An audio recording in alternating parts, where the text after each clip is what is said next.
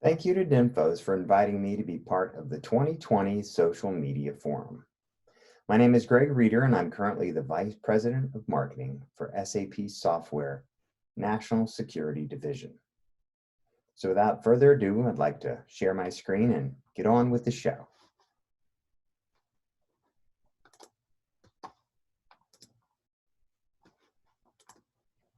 So today I'll be talking about social listening and analytics. But before I get started, I also wanted to thank Quande Hall for his invitation for me to take part in the forum as well. To show how legit Quande is, I thought I'd share a picture from a magazine cover on which we were featured back in the day. He, Mike Cifuentes, and I had the opportunity to detail how we brought the Marines magazine into the digital age, one of the first magazines to become all digital. But it wasn't just limited to the Corps magazine. We were all part of the founding team that started all the Corps social and digital media, from the magazine to the website, to all the social channels, to the blogs, to the handbooks and social media policy. We launched when worldwide social was just getting its start, and we're proud to be part of what those channels continue to be today. But if we look back at when those channels were being developed, back in 2005, this is a picture of St. Peter's Basilica at the Vatican. People turned out to witness the new Pope's address. Internet usage back then in 2005 was about 1 billion users worldwide. Facebook was just for college kids, and it was 2 years before the iPhone. If we fast forward to 2013, this is the scene.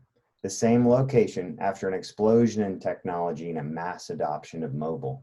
As Pope Francis spoke from his central balcony to his mobile users, he soon became the first pope to use social media, Instagram, Twitter. There are now 9 @Pontifex handles, all handling tweets in different languages. His communications staff uses social media as a diplomatic tool and a means to reach 23 million plus followers to get the Pope's message out. In just a few short years, from 2005 to 2013, internet usage increased to an average in-person time of 5.6 hours per day. And if we consider all the work from home and all the Zoom calls and Teams, I'm sure that we're far ahead of averaging 5.6 hours a day on internet usage in 2020. So that brings me to our agenda, what we're going to talk about today. Really 3 chapters for you: social listening and analytics. But rather than take a data scientist approach, I'm going to share some ideas and perspectives on how to use both of these topics to improve your customer and user experience. So I've broken the content down into 3 chapters for you to consider: your approach to social listening, how to think like an analyst, and why you should focus on building your channels before the tools you choose to measure the results. So the first chapter, your mission is multidimensional. And by multidimensional, I'm not necessarily talking about the Ant-Man during his journey in the quantum realm. Or maybe I am, only from a different time and space. How many who have watched the movie have thought it would be awesome to travel across dimensions, to change sizes? When we think about communicating on digital, it's actually using some elements of quantum physics to send signals and content. There are also myriad things to consider beyond vanity metrics and data points for our social media channels, YouTube videos, email communications, or blog posts. From the tiniest of nuanced social interactions to the split-second decisions people make when they see your content for the first time, to the length of time it takes your page to actually render on someone's browser, to where you've placed a button or a link on a landing page, to the color and size of that button or call to action. Every choice can lead to an infinite number of outcomes. So you have to think about it differently than just straight up metrics and statistics. And the reason I bring that up is we like to measure things. This is a dashboard from a 1968 Mustang. I chose it in part because I had a 1968 Mustang that I totaled. But aside from being a bad driver, I'm like most people. I want to track everything: time, speed, distance, and quantity. Back in 1968, that's what we did on this simple dashboard, and that's what we do today on the web. Everything has an element of measurement of time, speed, distance, or quantity. How long it takes the page to load, how many pages people looked at, what were the current number of hits, how long did they linger on the site, all part of time, speed, distance, and quantity. But we've gotten more complicated. And that simple dashboard now is full of all types of things that we want to be able to keep track of. Sometimes we don't even know what they are, but we know we want to track them because that's how we are as humans. We look for patterns and we like to track information. And so I'd like to share an example of what that means. So this is a good test of how our brains are wired to track patterns. This is an example of a Mooney image. So as you look at this, if you haven't seen this image before, most likely you just see some patterns of black and white. But if I fill in the details, your brain is mapping that information. And the more you look at it, the brain remembers that pattern. So if I take the colors away, you still register the pattern. You should still be able to see the objects in the picture, the horse or the woman that looked oddly like Katy Perry when she was kissing the horse. But either way, our brains seek out patterns, and it's no different for social listening. We have to look for patterns in what people are doing and the conversations they're sharing with and about our brands. So this is why you need to do social listening, and I'll get to the difference of what that means for measurement in a second. But basically, you need to know who is talking about your brand, where your brand was mentioned, how many people are talking about you, what trends you should worry about, how you compare and stack up against the competition, the conversations that you should actually engage with, crisis communications, disaster relief, and public affairs. The first few are pretty simple. We all know that we compete with somebody or something or some topic.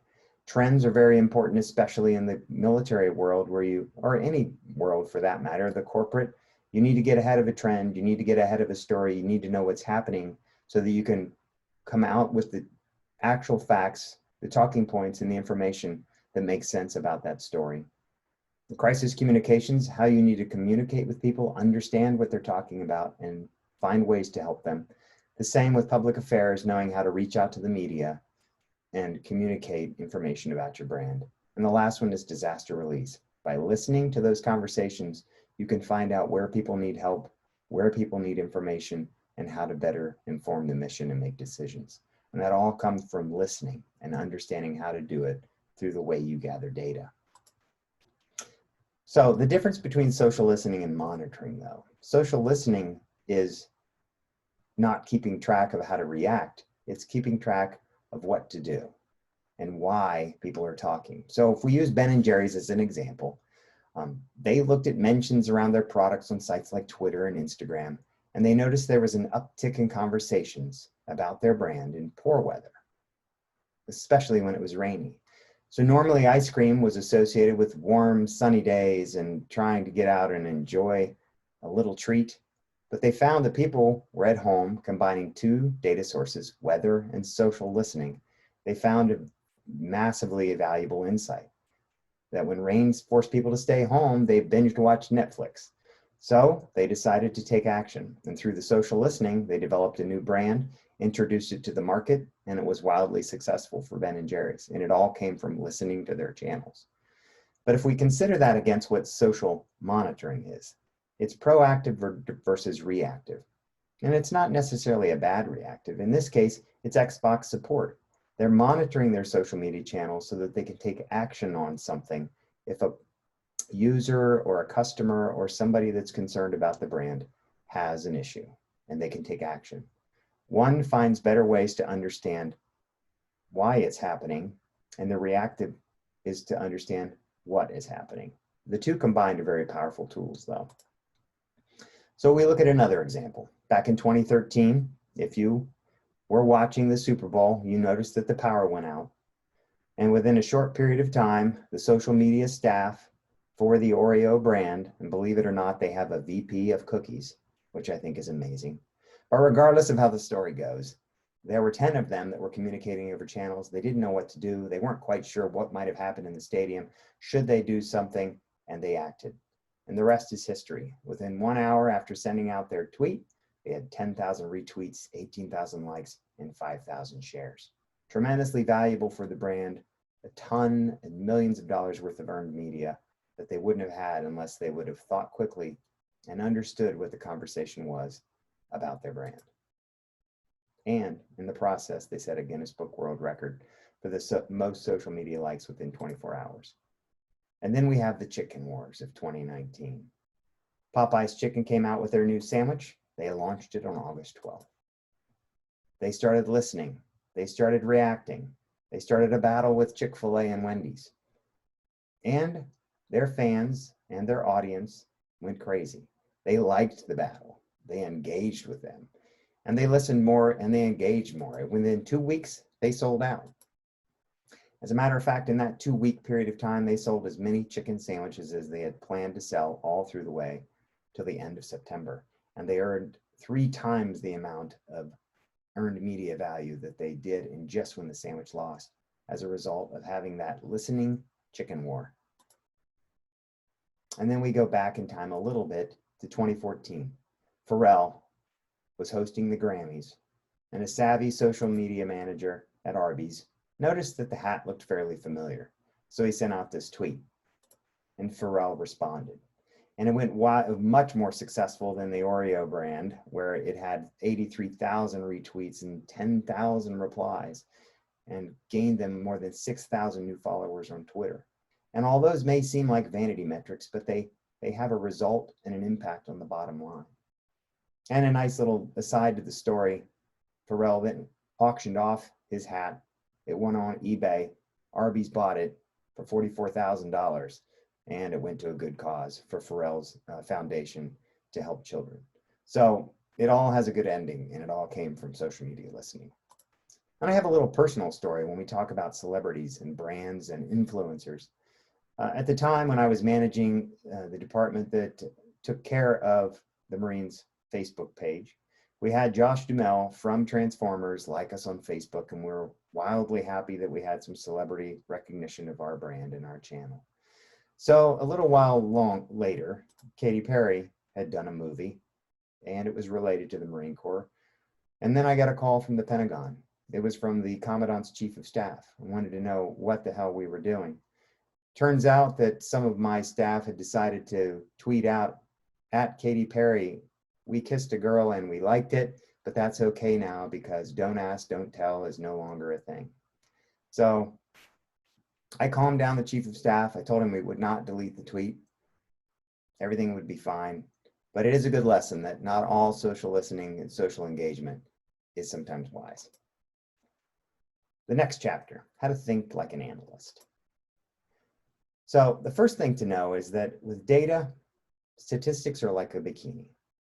What they show you is important, but what they don't is absolutely vital. And that wasn't my quote. That was from economist Aaron Levinston back in 1951. Oddly enough, he made that quote on the Marine Corps birthday, 10 November 1951, in the Evening Standard. But it is a good point that we need to understand what statistics we're looking at and what statistics we're not initially looking at so that we can understand the whole story. And that's the job of an analyst. So we have to go beyond vanity metric, and we have to use critical thinking. We have to ask why, like a kid might ask, with a never-ending stream of questions. We don't accept how something happened on first consideration, and you change your altitude. When we say we're going to take it up a notch and take a 50,000-foot look at things, it's better to take a wider perspective at your data. You don't sit there and look at just all of the specifics. You have to take a different approach.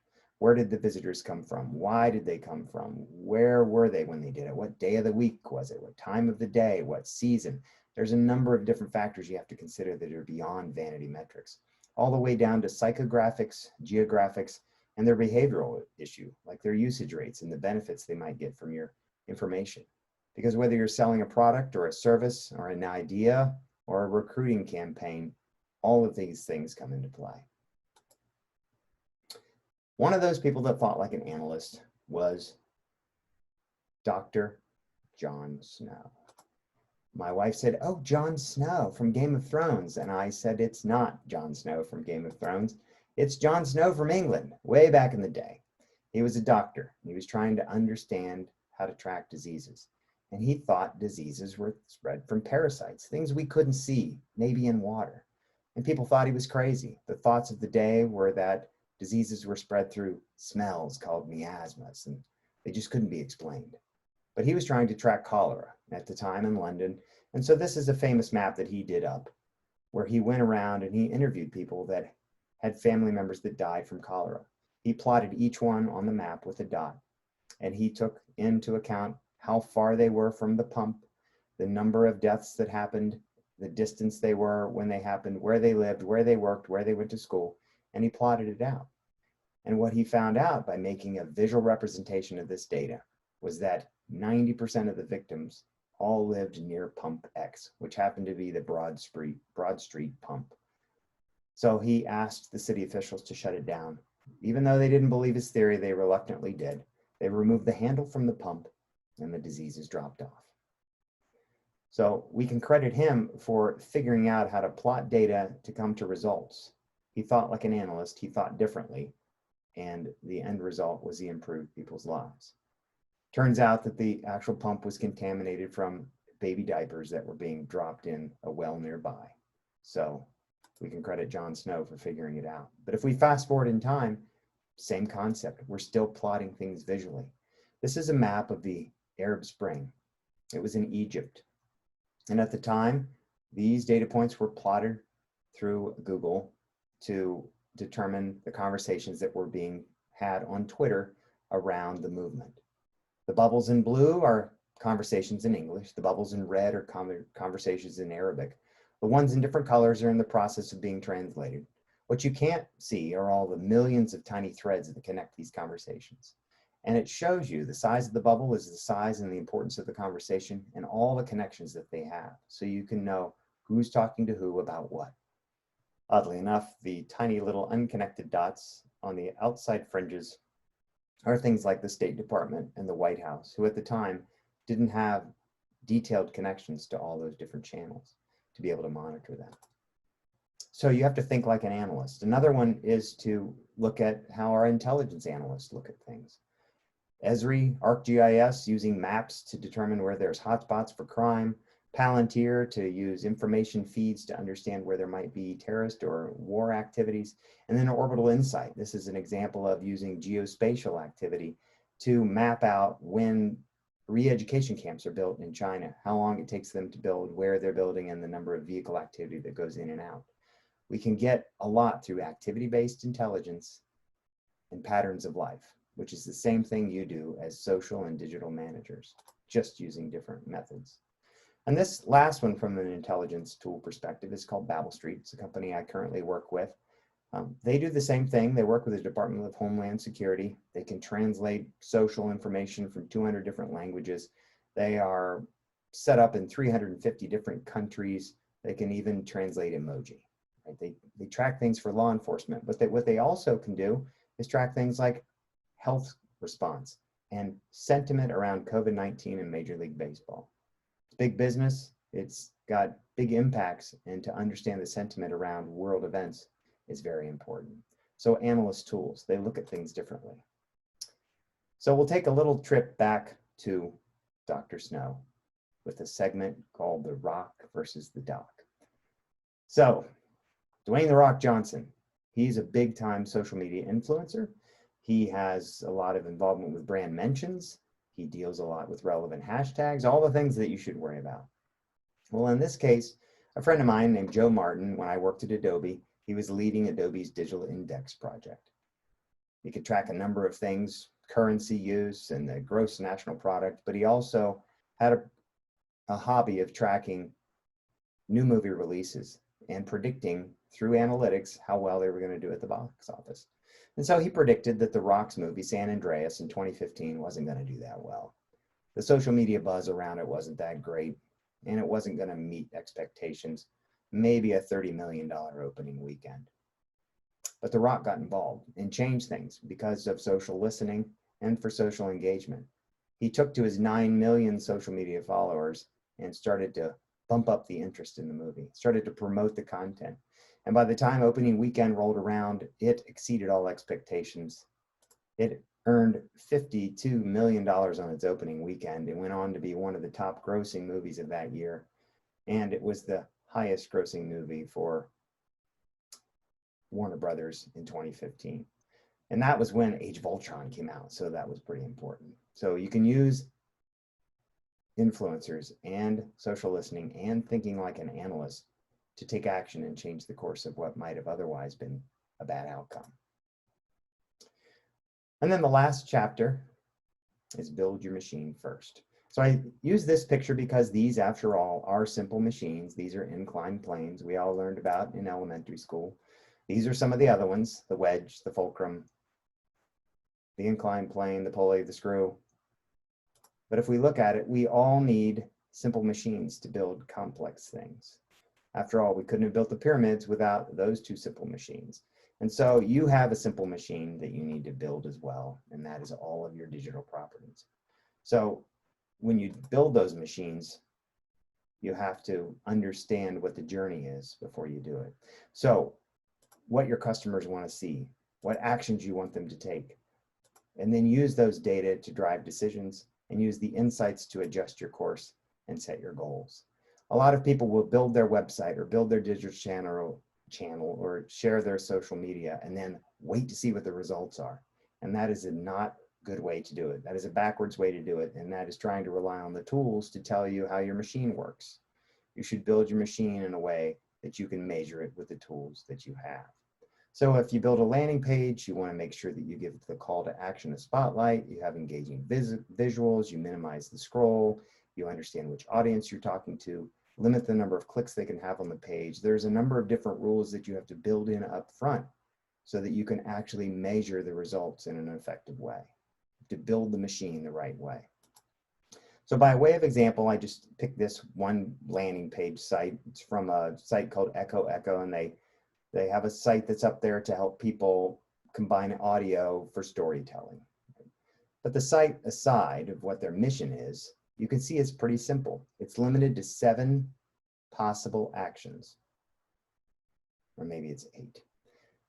It's a handful of actions that are up there. They have the one where you fill out the box and submit your name. They have a couple of links, but each one of those helps them understand what was being used and how it was effective.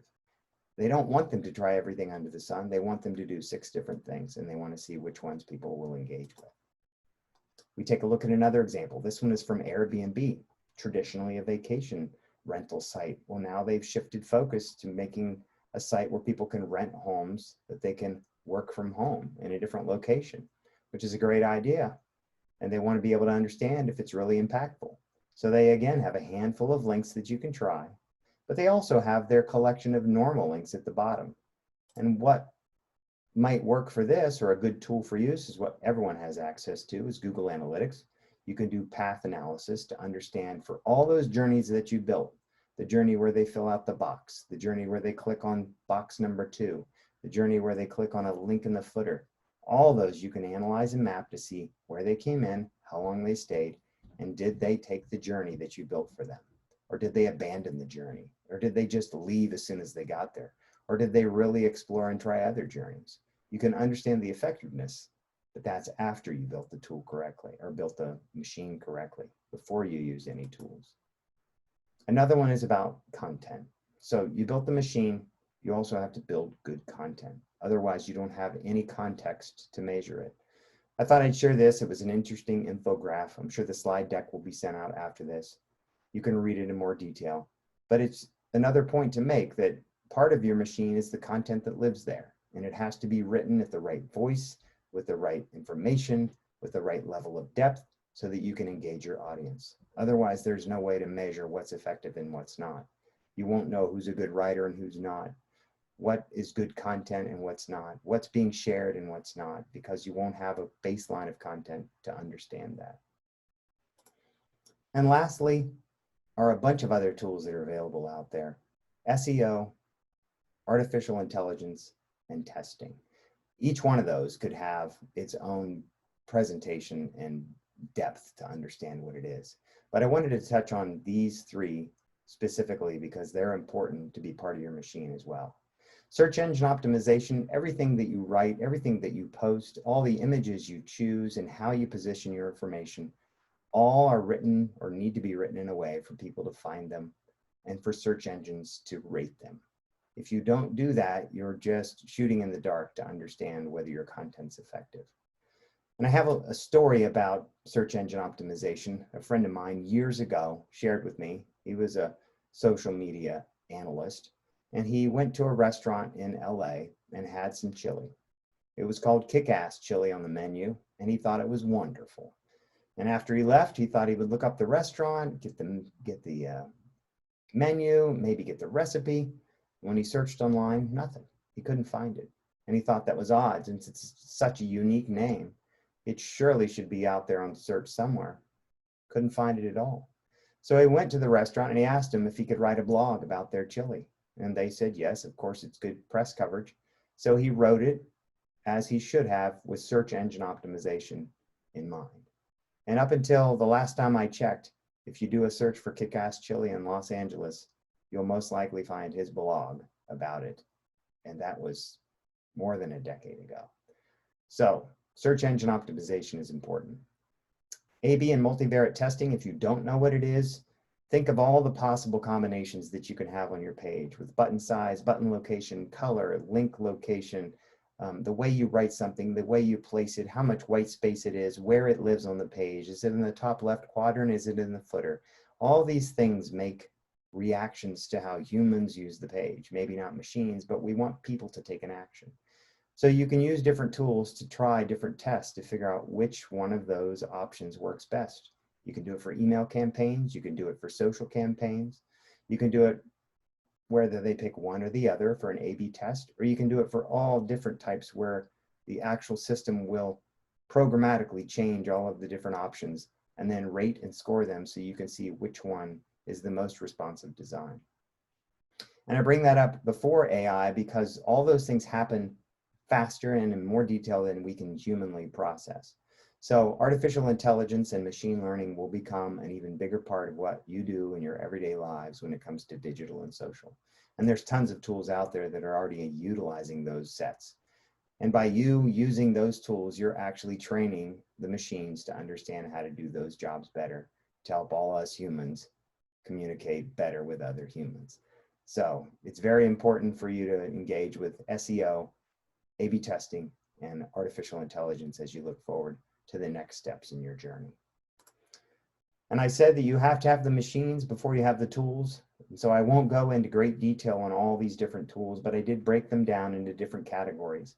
So you can see whether they're social listening, social media, search engine, analytics, or some extras like dashboards, testings, and backlink trackers.